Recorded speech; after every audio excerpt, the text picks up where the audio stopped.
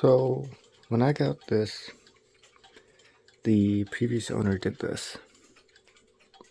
Based on the story that I got with this is they repaired it because it fell apart and they glued it back together, but unfortunately the back panel came off too, which I wanted to put it back on, but it would have just been a big pain in the rear to do it. Plus the glue all over it would have been impossible. Plus it's nicer to have it off. So that's why it's like a glue seam on the sides. It's not. The worst fit's right here. Like they could have made it better, but whatever. It works.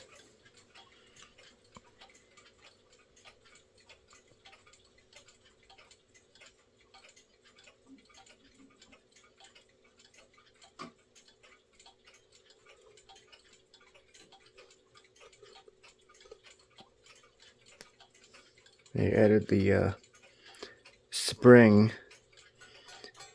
to make this strike a lot louder. And this is the Jauch PL48 movement, which you guys all know what that looks like, so I'm not going to take this out because I don't want to have to mess around with the rods again. Let's see.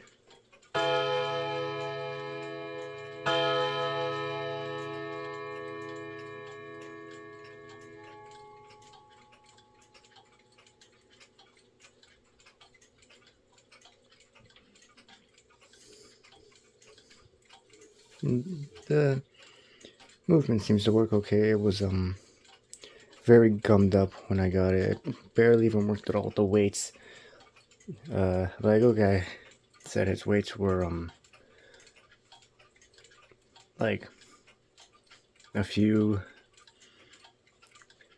If I was put it in his terms, I think probably kilos, something like kilograms lighter than the factory.